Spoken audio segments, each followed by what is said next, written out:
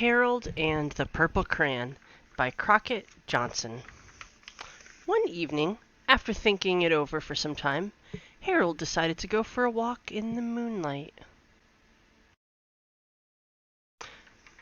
There wasn't any moon, and Harold needed a moon for a walk in the moonlight, and he needed something to walk on. He made a long, straight path so he wouldn't get lost.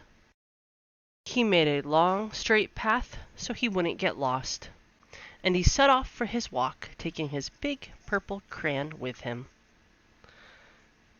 But he didn't seem to be getting anywhere on the long, straight path. So he left the path for a shortcut across the field, and the moon went with him.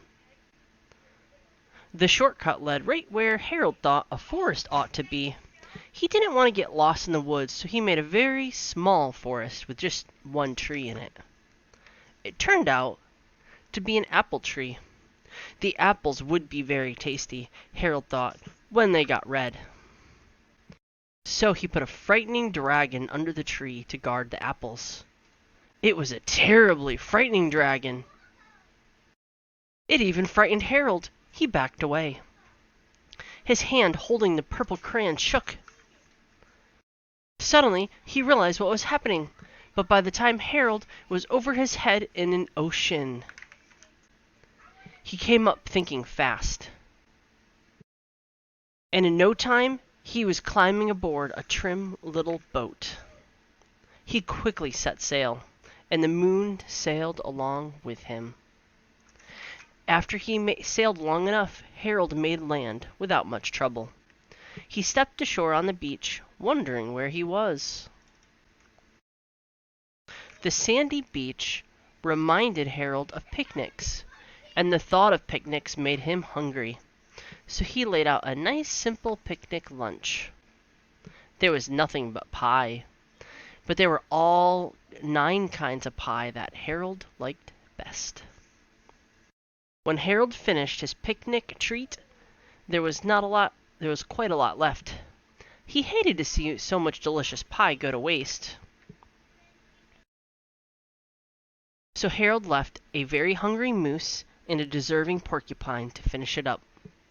And off he went, looking for a hill to climb to see where he was. Harold knew that the higher up he went, the farther he could see. So he decided to make the hill into a mountain. If he went high enough, he thought he could see the window of his bedroom. He was tired and felt he ought to be getting to bed. He hoped he could see his bedroom window from the top of the mountain.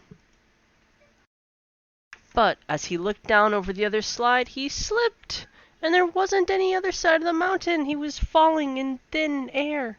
But luckily, he kept his wits in his purple crayon, and he made a balloon, and he grabbed onto it. And he made a basket under the balloon big enough to stand in. He had a fine view from the balloon, but he couldn't see his window. He couldn't see a house. So he made a house with windows, and he landed the balloon on the grass in the front yard. None of the windows was his window. He tried to think where his window ought to be. He made some more windows. He made a big building full of windows. He made lots of buildings full of windows. He made a whole city full of windows. But none of the windows was his window. He couldn't think where it might be. He decided to ask a policeman. The policeman pointed the way. Harold was going anyway, but Harold thanked him. And he walked along with the moon, wishing he was in his room and in his bed. Then, suddenly, Harold remembered. He remembered where his bedroom window was. There was a moon. It was always right around the moon.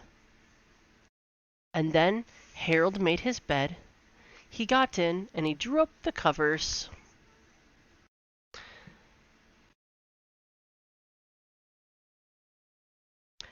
The purple crayon dropped on the floor, and Harold dropped off to sleep.